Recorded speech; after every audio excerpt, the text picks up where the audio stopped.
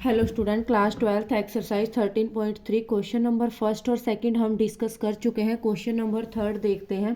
Question number third क्या कहता है हमें, of the student in a college की एक कॉलेज के स्टूडेंट हैं, it is known that 60% reside in hostel, कि 60% तो वो बच्चे हैं जो हॉस्टल में रहते हैं एंड 40% जो है आर डे स्कॉलर है, यानी जो डेली अप डाउन करते हैं। ठीक है, प्रीवियस ईयर रिजल्ट, जो लास्ट ईयर के रिजल्ट देखे गए हैं, report that 30% of all student who reside in hostel attain A grade, कि 30% तो वो बच्चे हैं जो हॉस्टल में रहते हैं, उन्होंने ए ग्रेड ली है। देयर एनुअल एग्जामिनेशन, मतलब उनके एनुअल एग्जामिनेशन में क्या आई है, 30% क्या है हमारे पास, वो बच्चे हैं जो क्या करते हैं, हमारे पास ए ग्रेड लेते हैं। एंड 20% ऑफ डे स्कॉलर, और 20% क्या है, डे स्कॉलर है जो ए ग्रेड लेते हैं। There annual examination at the end of the year, जो ईयर के एंड में देखा गया, वन स्टूडेंट इज चूजन, एक बच्चे को सिलेक्ट किया गया at random from the college and he has an A grade. तो क्या है, उस बच्चे ने क्या किया है, A grade. What is the probability that the student in hosteller, हमने प्रोबेबिलिटी फाइंड आउट करनी है कि वो जो बच्चा है वो हॉस्टलर है। एक बार और क्वेश्चन को देखिए, क्वेश्चन क्या कहता है कि कॉलेज में जो स्टूडेंट हैं, it is known that 60% reside in hostel, कि 60% बच्चे हॉस्टल में रहते हैं, 40% आर डे स्कॉलर, 40% जो है वो डे स्कॉलर है, यानी डेली अप डाउन करते हैं।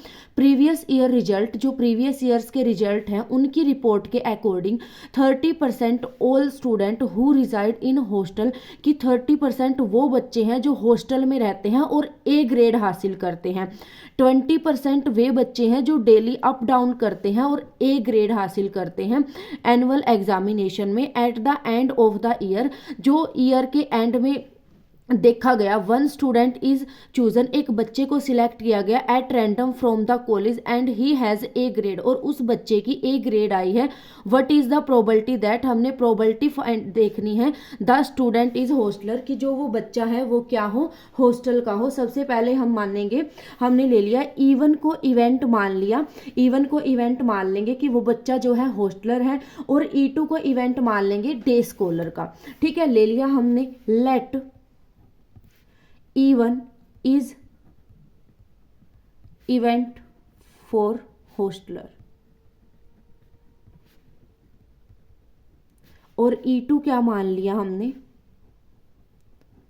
एंड E2 is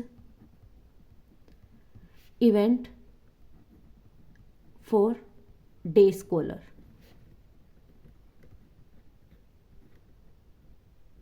ठीक है, E1 मान लिया कि हॉस्टल के बच्चे हैं, और E2 मान लिया कि डे स्कॉलर यानी डेली अप डाउन के बच्चे हैं। यानी प्रोबेबिलिटी ऑफ E1, हॉस्टलर वालों की प्रोबेबिलिटी कितनी थी, 60% ऐसे स्टूडेंट हो जो हॉस्टल में रहते हैं, यानी 60/100।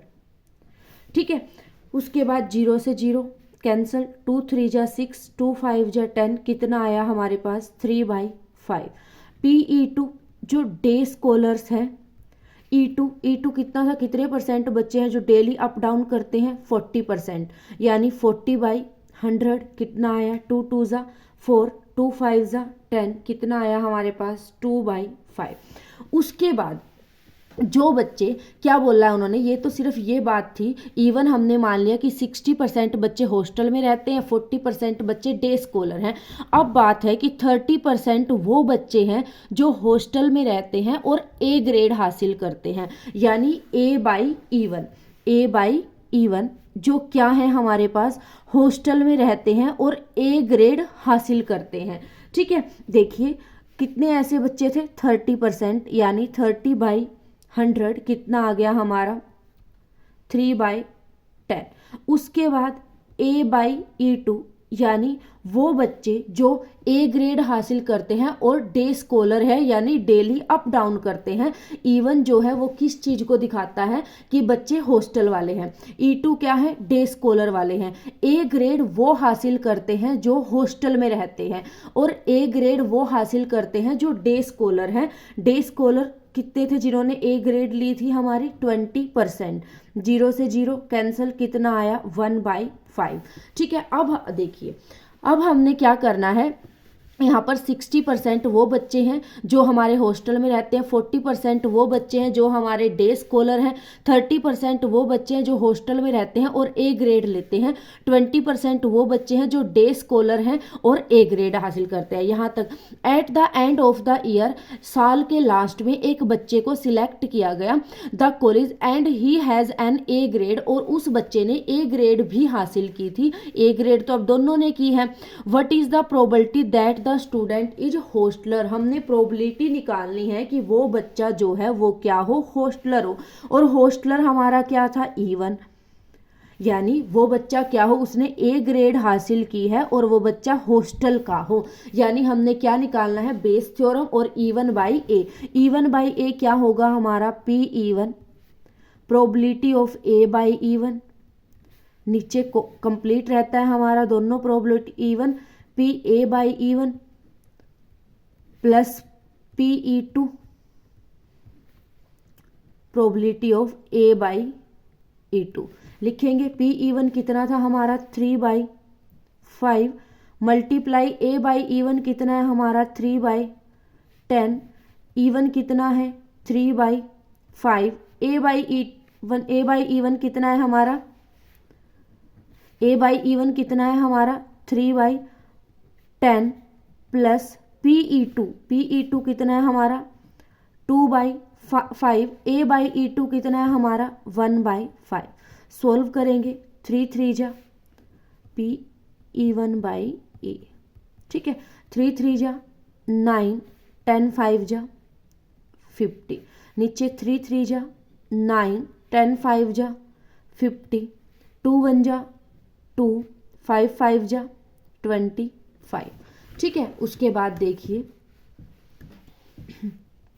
9/50, 50 क्या आ गया हमारा, LCM कितना आया, 9 प्लस 25 2 जा 50, 2 2 जा 4, 9/50, 9 में 4 को ऐड करेंगे कितना बनेगा हमारा, 13/50, ठीक है। 9/50 ये ऊपर ले गए, 50/13, 50 से 50 हो गया कैंसिल, आंसर क्या आया, 9/13 आंसर, ठीक है। एक बार क्वेश्चन और देख लीजिए, उन्होंने क्या बोला, 60% वो बच्चे हैं जो क्या करते हैं, हॉस्टल में रहते हैं, 40% वो बच्चे हैं जो डेली अप डाउन करते हैं, 30% बच्चों का जो रिजल्ट आया वो ए ग्रेड आए और वो बच्चे जो हॉस्टल में रहते हैं, 20% उनकी ए ग्रेड आई जो डेली अप डाउन करते हैं। और at the end of the year के लास्ट में एक बच्चे को सिलेक्ट किया गया, हमने पता करना है उस बच्चे की ए ग्रेड तो आई है, ये उन्होंने बोला है, और प्रोबेबिलिटी निकालनी है हमने कि जो स्टूडेंट है इज हॉस्टलर हो। हमने मान लिया सबसे पहले E1 को इवेंट मान लिया कि क्या है, हॉस्टलर के बच्चे हैं, और E2 को इवेंट मान लिया, डे स्कॉलर के बच्चे हैं। प्रोबेबिलिटी ली हमने E1 की प्रोबेबिलिटी कितनी है हमारी, 60% है, यानी 60/100, 3/5 आया। PE2 यानी डे स्कॉलर है, डे स्कॉलर कितना था, 40/100 यानी 2/5 आया, ठीक है। अब वो बच्चे जिनकी ए ग्रेड आई है और हॉस्टल के हैं वो कितने हैं, 30% है, 3/10। वो बच्चे जिनकी ए ग्रेड आई है लेकिन डे स्कॉलर है यानी डेली अप डाउन करते हैं, वो कितने हैं, 20%, 1/5। हमने प्रोबेबिलिटी किसकी निकालनी है कि जो बच्चा सिलेक्ट किया गया है वो बच्चा हॉस्टलर हो। हॉस्टलर तो हमने E1 मानना था, यानी हमने क्या फाइंड आउट करना है, E1/A। अगर यहाँ पर डे स्कॉलर बोलता तो हम E2/A निकालते, यानी बेस थ्योरम का यूज करेंगे। प्रोबेबिलिटी क्या होती है हमारे पास, PE1 PA/E1, PE1 PA/E1 plus PE2 PA/E2। नीचे हमारा कंप्लीट रहता है और ऊपर हमारा आउटकम वाले रहते हैं। PE1/A, PE1 है हमारा 3/5, PA/E1 है 3/10, PE/E1 है, E1 है 3/5, A/E1 है 3/10, E2 है 2/5, A/E2 है 1/5। 3 3 जा 9, 10 5 जा 50, 3 3 जा 9, 10 5 जा 50, 2 1 जा 2, 5 5 जा 25, ठीक है। उसके बाद ये 9/50 एज इट इज, यहाँ से 50 क्या आ गया, LCM कितना आया हमारे पास, 9, 25 2 जा और 2 2 जा 4, यहाँ पर 9/50, यहाँ पर 9 में 4 ऐड किया, 13/50, 50 से 50 कैंसिल, आंसर कितना आया, 9/13। क्वेश्चन नंबर 4 देखते हैं हम।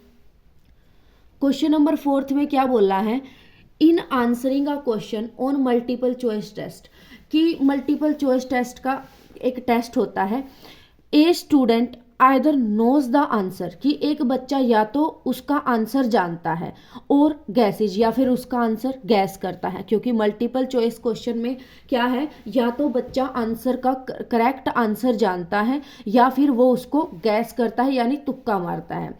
Late 3/4 be the probability that he knows the answer, कि क्या बोला उन्होंने कि जो 3/4 है वो प्रोबेबिलिटी है किसकी, कि वो ही नोज द आंसर, वह आंसर को जानता है। ठीक है, and 1/4 B the probability that he gases, और 1/4 प्रोबेबिलिटी दी है कि वो क्या करता है, गैस करता है आंसर को, यानी तुक्का लगाता है।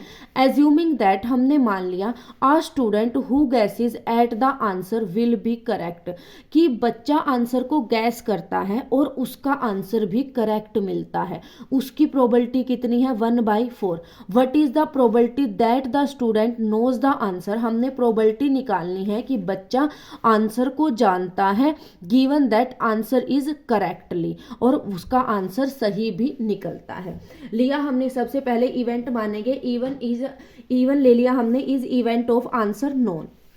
ठीक है, लेट इवन ले लिया हमने, एक इवेंट है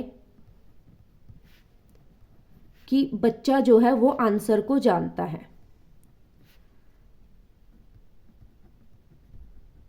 ठीक है, E2 क्या ले लिया हमने, E2 इज क्या करता है, वो आंसर को गैस करता है।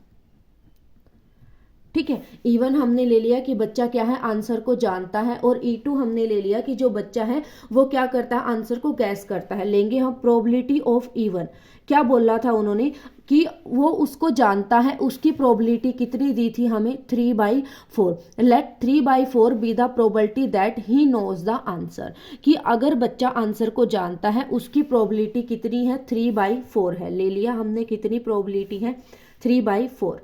E2 यानी वो आंसर को गैस करता है, उसकी प्रोबेबिलिटी कितनी दी है, and 1/4 B the probability that he gases, कि वो क्या करता है, आंसर को गैस करता है, उसकी कितनी है, 1/4। ठीक है, उसके बाद अब देखिए, अगर बच्चा आंसर जानता है, अब उन्होंने आगे क्या बोला है, probability that he gases assuming that a student who gases eight the answer will be correct, कि वो गैस करता है और आंसर करेक्ट निकलता है। गैस करने की तो हमने E2 में माननी है, यानी ये जो हमें दिया है वो क्या दिया है, A/E2 दिया है। क्या दिया है, A/E2, कि उसने आंसर गैस किया और उसका आंसर करेक्ट निकला। उसने क्या किया, गैस किया और उसका आंसर क्या निकला, करेक्ट निकला। उसकी प्रोबेबिलिटी कितनी दे रखी है, 1/4 दे रखी है। उसकी प्रोबेबिलिटी कितनी है, 1/4। और यहाँ पर देखिए, अगर बच्चा आंसर को जानता है, अगर बच्चा आंसर को जानता है, और तो गलत होने का मतलब ही नहीं है, यानी A/E1, A/E1 क्या है हमारा, 1, क्योंकि उन्होंने क्या बोला है कि उसने अगर तुक्का लगाया है, गैस किया है आंसर को और उसका आंसर करेक्ट निकलता है, तब प्रोबेबिलिटी दी है 1/4। लेकिन अगर वो पहले से ही आंसर को जानता है, तब उसकी प्रोबेबिलिटी क्या है, उसकी प्रोबेबिलिटी तो फिर यस और नो का तो खत्म है, यानी उसकी प्रोबेबिलिटी कितनी है, फिर हमारे पास 1 है। हमने फाइंड आउट करनी है कि what is the probability that the student knows the answer, कि बच्चा आंसर को जानता था, और जानने की हमने क्या ली थी, E1, यानी हमने क्या फाइंड आउट करना है, E1/A निकालना है। हमने प्रोबेबिलिटी किसकी निकालनी है, कि बच्चा आंसर को जानता था, उसकी निकालनी है, यानी E1/A निकालनी है। बेस थ्योरम का यूज करेंगे। क्या होता है हमारे पास, P(E1) प्रोबेबिलिटी ऑफ A/E1, नीचे E1 A/E1 plus E2 A/E2। ठीक है, P(E1) कितना है, 3/4। A/E1 कितना है, A/E1 कितना है, 1। P(E1) कितना है, 3/4। A/E1 कितना है, 1, प्लस P(E2) कितना है, 1/4। A/E2 कितना है, ये भी 1/4। ठीक है, लेंगे 3/4 की 1 से मल्टीप्लाई करेंगे कितना बनेगा 3/4। यहाँ पर भी 3/4 की 1 से करेंगे कितना बन गया 3/4। यहाँ पर 1 की 1 से 1, 4 की 4 से 16। ठीक है, 3/4 16 क्या आ गया एलसीएम, 4 4 जा 16, 4 की 3 से की 12, 16 1 जा 16, 1 की 1 से की 1। उसके बाद देखिए क्या आया हमारे पास 3/4 और नीचे क्या बना हमारे पास 12 और 1 13/16। ठीक है, ऊपर ले जाएंगे 3/4 16/13, 4 4 जा 16, कितना आंसर आया हमारे पास 12/13। यानी बच्चा आंसर को जानता था और उसका आंसर भी करेक्ट है। उसकी प्रोबेबिलिटी क्या है 12/13 है। क्वेश्चन को एक बार और देख लीजिए। क्वेश्चन में क्या कहा है, in answering a question on a multiple choice test. एक मल्टीपल चॉइस टेस्ट हुआ जिसमें क्वेश्चन का आंसर देना था। A student either knows the answer, कि एक बच्चा या तो वो आंसर को जानता है या फिर वो गैस करता है।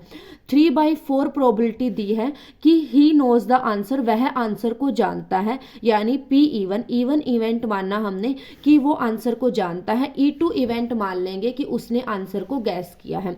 3/4 प्रोबेबिलिटी यानी P इवन दिया है कि वो आंसर को जानता है एंड 1/4 प्रोबेबिलिटी कि वो आंसर को गैस करता है।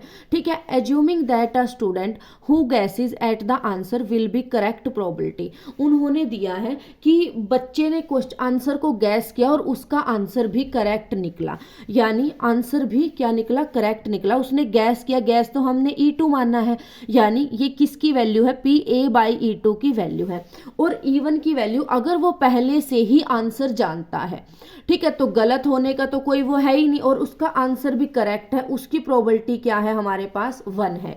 हमने क्या निकालना है, what is the probability that the student knows the answer, कि हमने प्रोबेबिलिटी निकालनी है कि बच्चा जो है आंसर को जानता था, यानी हमने इवन में आंसर को जानना था, यानी E1/A फाइंड आउट करना है। बेस थ्योरम क्या है हमारी, probability of even PA/E1 PA/E1 plus PE2 P1 कितना है हमारा 3/4, PA/E1 कितना है हमारा 1, P1 3/4, A/E1 1, PE2 1/4, PA/E2 1/4। 3/4 की 1 से करेंगे 3/4, इसकी 1 से करेंगे इसकी 1 की 1 से की 1, 4 की 4 से की 16, 3/4 16 एलसीएम आया 4 4 जा 16, 4 की 3 से मल्टीप्लाई 12, 16 1 जा 16, 1 की 1 से 1, 3/4 12 में 1 को ऐड किया 13/16, ऊपर ले जाएंगे 3/4 16/13, 4 4 जा 16, 4 3 जा 12/13। प्रोबेबिलिटी क्या आएगी हमारे पास 12/13।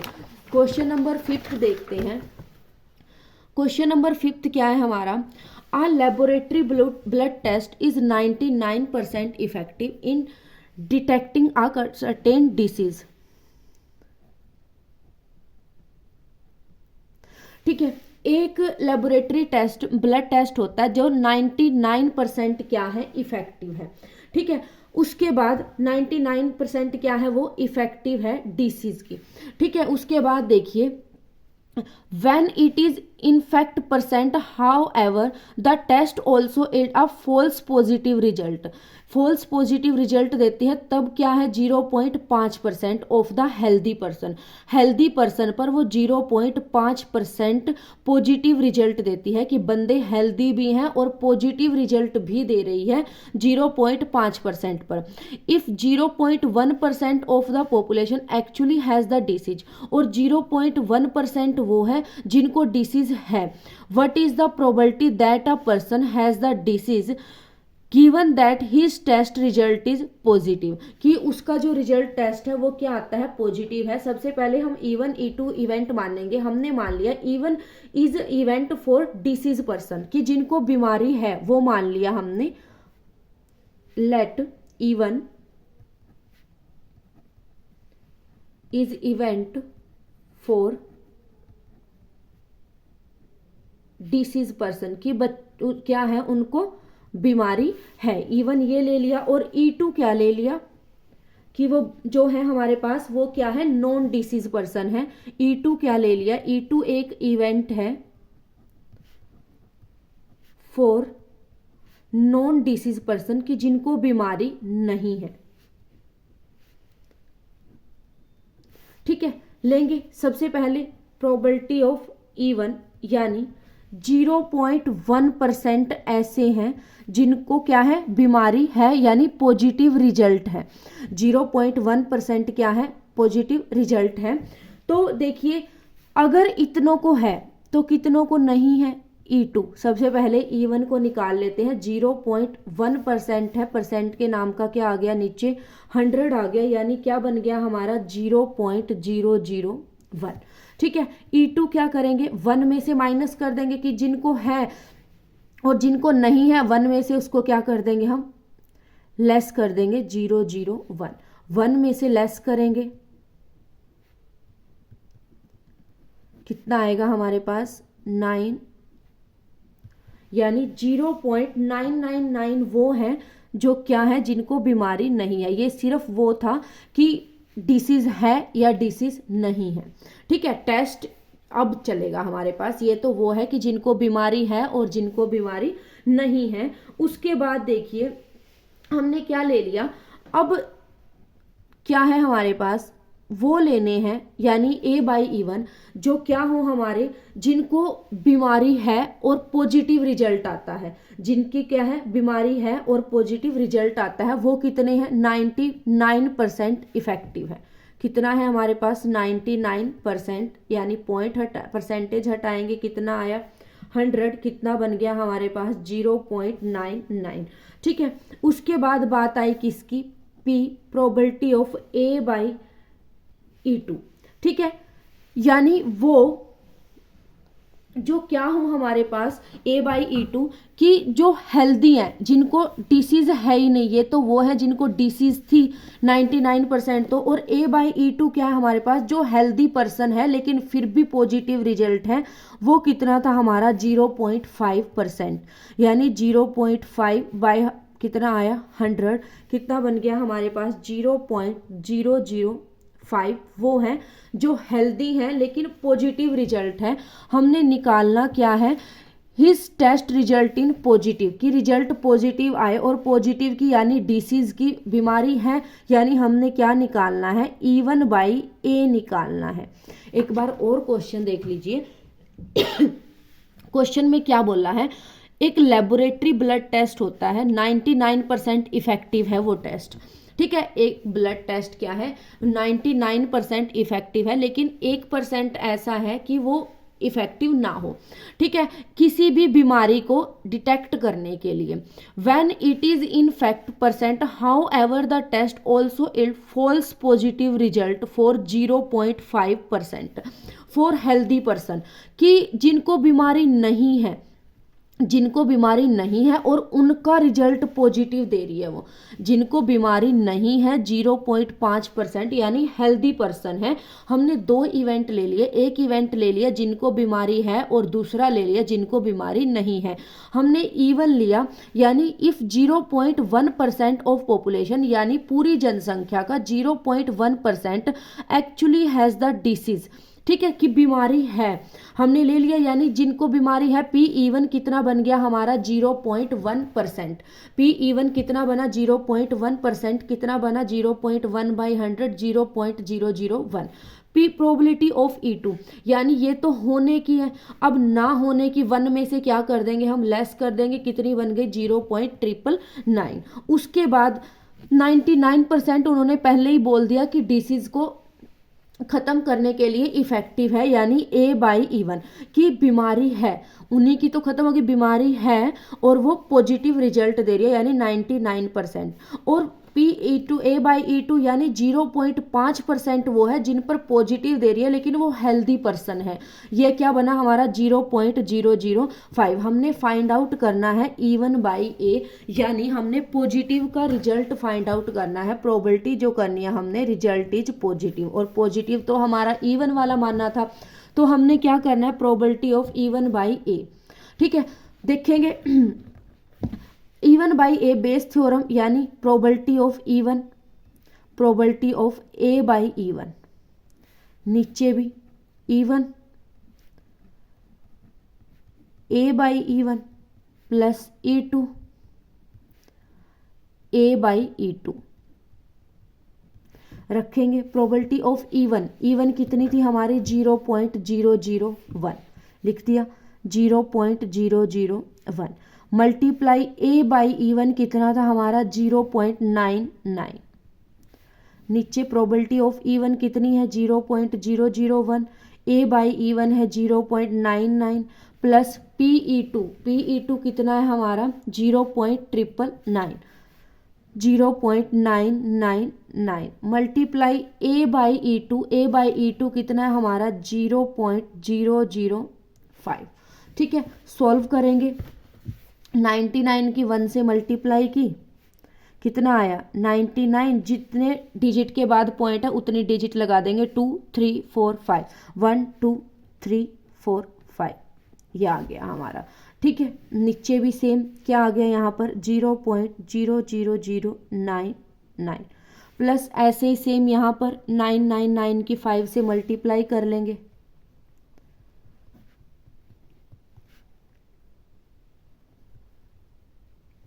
कितना आया 4995। जितने डिजिट के बाद पॉइंट है उतने डिजिट के बाद पॉइंट 1 2 3 4 5 6 1 2 3 4 5 6 ये आ गया हमारा। ठीक है, अब देखिए अब क्या करते हैं, इसको सॉल्व करेंगे। पहले नीचे वाले को ऐड कर देते हैं, लेंगे यहाँ पर 0.00099 यहाँ पर एक जीरो लगा लेते हैं, ऐड करेंगे कितना आएगा 518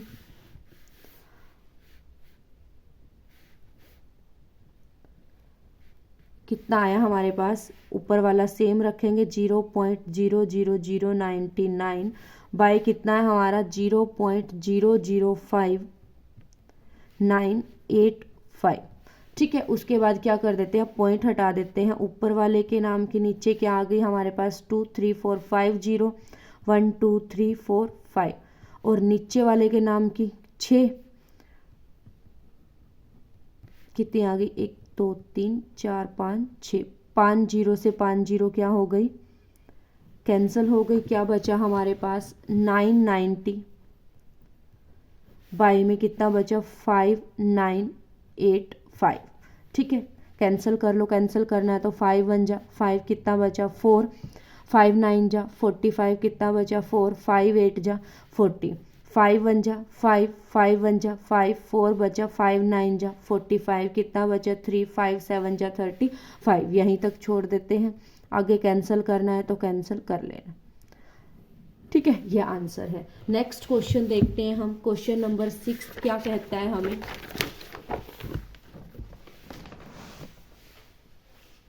देखिए question number 6।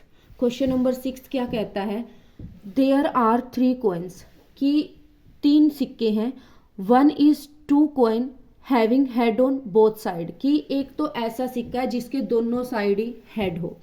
Another is a biased coin और दूसरा क्या है बाइस्ड कॉइन है दैट कम्स अप जिसके आने की प्रोबेबिलिटी दी है 75% of the time. And third is an unbiased coin, तीसरा है अनबाइस्ड कॉइन। अनबाइस्ड कॉइन क्या होता है कि एक साइड हेड और दूसरी साइड टेल। ठीक है, यानी उसकी प्रोबेबिलिटी क्या होगी 1/2। One of the 3 coins is chosen at random and tosses. It shows head. What is the probability that it was the two-headed coin? हमने प्रोबेबिलिटी निकालनी है कि वो 2-headed coin हो। हमने सबसे पहले इवेंट मान लिए let E1 E2 and E3 event for 3 coins। ठीक है, 3 coins यानी 3 सिक्के हैं, उनमें से एक उठाया जाएगा। यानी क्या बना हमारे पास, प्रोबेबिलिटी ऑफ E1 भी 1/3 है, प्रोबेबिलिटी ऑफ E2 भी 1/3 है, प्रोबेबिलिटी ऑफ E3 भी। जैसे हम 2 बैग की बात करते थे कि 2 बैग में से एक बैग ही चूज किया जाएगा, वैसे ही 3 सिक्के हैं, 3 में से एक ही चूज किया जाएगा। ठीक है, देखिए प्रोबेबिलिटी ऑफ E1 क्या बनी हमारे पास 1/3। प्रोबेबिलिटी ऑफ E2 भी क्या बनी 1/3 क्योंकि एक ही चूज किया जाएगा तीनों में से। प्रोबेबिलिटी ऑफ E3 भी क्या बनी हमारी 1/3। ठीक है, अब चलते हैं ए बाई E1 पर। ए बाई E1 की अगर सिक्का पहला आए, पहला सिक्का क्या है, there are 3 coins, one is two headed coin, one is two headed coin. Two headed coin कौन सा होता है, उसकी प्रोबेबिलिटी क्या होती है हमारे टू हेडेड कोइन की, यानी दोनों साइड क्या है उसके हेड है, यानी आने की प्रोबेबिलिटी क्या होगी 1। दोनों साइड अगर टू हेडेड कोइन है तो प्रोबेबिलिटी क्या होगी हमारे पास 1। प्रोबेबिलिटी ऑफ AE2, दूसरा सिक्का अगर आता है, दूसरे सिक्के में क्या बोला है, another is a biased coin that comes head 75%, कि उसमें हेड आने की प्रोबेबिलिटी कितनी है 75% है। ठीक है, यानी A/E2 कितना है हमारा 75, यानी 3/4 है। अब चलते हैं तीसरे सिक्के पर। तीसरे सिक्के में उन्होंने क्या बोला है, A/E3 में क्या बोला है, third is an unbiased coin. तीसरा क्या है, अनबाइस्ड कोइन है, यानी अनबाइस्ड कोइंस कौन सा होता है, जिसके एक साइड हेड है एक साइड टेल है, यानी या तो हेड आएगा या फिर टेल आएगा। हाफ हाफ की प्रोबेबिलिटी कितना बन गया 1/2। आगे पढ़िए, आगे क्या बोला है, one of the 3 coin is choose, तीनों में से एक सिक्के को चूज किया गया एट रैंडम एंड टोस्ट, और टोस्ट किया गया, it should had what is the probability that it was the two headed coin. Two headed coin कौन सा था हमारा, ये फर्स्ट वाला क्या था, टू हेडेड कॉइन था, जो ये A/E1 था, यानी जिसके दोनों साइड क्या था, हेड था, वो क्या है हमारा टू हेडेड कॉइन है, यानी हमने क्या निकालना है, E1/A निकालना है। ठीक है, बेस थ्योरम का यूज करेंगे, क्या होती है हमारे पास PE1 PA/E1, नीचे PE1 A/E1 plus E2 A/E2। अब 3 की बात है, 3 लेंगे, PE3 PA/E3 रखेंगे। PE1 कितना है हमारा 1/3, A/E1 कितना है 1, नीचे भी PE1 कितना है 1/3, A/E1 है 1, E2 PE2 है हमारे पास 1/3, PA/E2 है 3/4, PE3 है 1/3, A/E3 है 1/2। उसके बाद देखिए 1/3 की 1 से करेंगे 1/3, 1/3 की 1 से 1/3, 3 की 1 से 3, 4 3 जा, या 3 से 3 क्या हो गया कैंसिल, यहाँ पर क्या बचा हमारा 1/4। ठीक है, और यहाँ पर 1/3 2 जा 6। एलसीएम ले लेते हैं, 12 क्या ऊपर 1/3, नीचे 12 क्या आ गया हमारा, एलसीएम आ गया 3 की टेबल 12 तक, 3 4 जा 12, यहाँ कितना आया 4, 4 की 12 तक 4 3 जा कितना आया 3, 6 2 जा कितना आया 2, 1/3, 4 और 3 7, 7 और 2 10, 10/12 लेंगे, 1/3, 2 5 जा 10, 2 6 जा 12, ये ऊपर चला गया 6/5, 3 2 जा 6, यानी टू हेडेड कॉइन आने की प्रोबेबिलिटी क्या आई हमारे पास 2/5। एक बार और क्वेश्चन देख लीजिए, क्वेश्चन क्या कहता है, देयर आर 3 कॉइन्स, 3 सिक्के हैं, तीनों में से ही उठाया जाएगा, यानी हमने इवेंट मान लिए PE1, तीनों में से ही एक सिक्का आएगा जब ड्रॉ करेंगे। तो सबसे पहले प्रोबेबिलिटी ऑफ E1 ले ली 1/3, प्रोबेबिलिटी ऑफ E2 भी ले ली 1/3, और प्रोबेबिलिटी ऑफ E3 भी ले ली 1/3। अब सबसे पहले फर्स्ट सिक्के में क्या बोला है, 1 इज टू हेडेड कॉइन, कि क्या है वो टू हेडेड कॉइन है, यानी जिसके दोनों साइड क्या होते हैं, हेड होते हैं, उसकी प्रोबेबिलिटी क्या है 1। ठीक है, क्योंकि उसके दोनों साइड हेड है तो प्रोबेबिलिटी क्या होगी 1। अनदर इज, और जो सेकंड है, a biased coin that comes up head 75%, जिसमें जो हेड आने की प्रोबेबिलिटी है वो कितनी है 75% है, यानी ले लिया हमने PA/E2 कितना बन गया 75/100। ठीक है, उसके बाद थर्ड पे चले, थर्ड में उन्होंने क्या बोला है, third is an unbiased coin, तीसरा क्या है अनबाइस्ड कॉइन है, यानी जिसके एक साइड हेड होता है एक साइड टेल, तो हेड आने की क्या बनेगी 1/2, क्या आ गया PA/E3 कितना आ गया 1/2। उसके बाद देखिए one of the three coins is chosen, तीनों में से एक सिक्के को चूज किया गया एट रैंडम एंड टोस्ट, और उसका टॉस किया गया। इट शोज हेड, वो हेड शो करेगा, हेड के ही हमने लिए हैं। What is the probability that it was the two headed coin, हमने प्रोबेबिलिटी निकालनी है कि वो जो हो टू हेडेड कॉइन हो। टू हेडेड कॉइन कौन सा था हमारा, फर्स्ट वाला, यानी हमने क्या निकालना है, E1 बाई ए निकालना है। लेंगे हम E1 by A, Bayes theorem क्या होती है, P ए बाई E1, नीचे P A by E1 plus P A by E2 plus P A by E3। P की जगह पर E1 कितना है 1/3, ए बाई E1 कितना है 1, P है 1/3, ए बाई E1 है 1 प्लस P है 1/3, ए बाई E2 है 3/4 प्लस P है 1/3, ए बाई E3 है 1/2। लिया 1/3 की 1 से की 1/3, 1/3 की 1 से की 1/3 प्लस यहाँ 3 से 3 कैंसिल, कितना बन गया 1/4। यहाँ पर 1 की 1 से 1, 3 2 जा 6। उसके बाद देखिए लिया हमने यहाँ पर 12 क्या आ गया, एलसीएम आ गया। उसके बाद 3 4 जा 12, 4 3 जा 12, 3 6 2 जा 12 2। उसके बाद देखिए 1/3, 4 और 3 7, 7 में 2 ऐड किया, कितना आना था यहाँ 9, कितना आया हमारे पास 9/12। उसके बाद लेंगे कैंसिल कर लिया, 3 3 जा 9, 3 4 जा 12, कितना आया हमारे पास 1/3/3/4। लेंगे 1/3, ये ऊपर चला गया 4/3, आंसर कितना आया 4/9।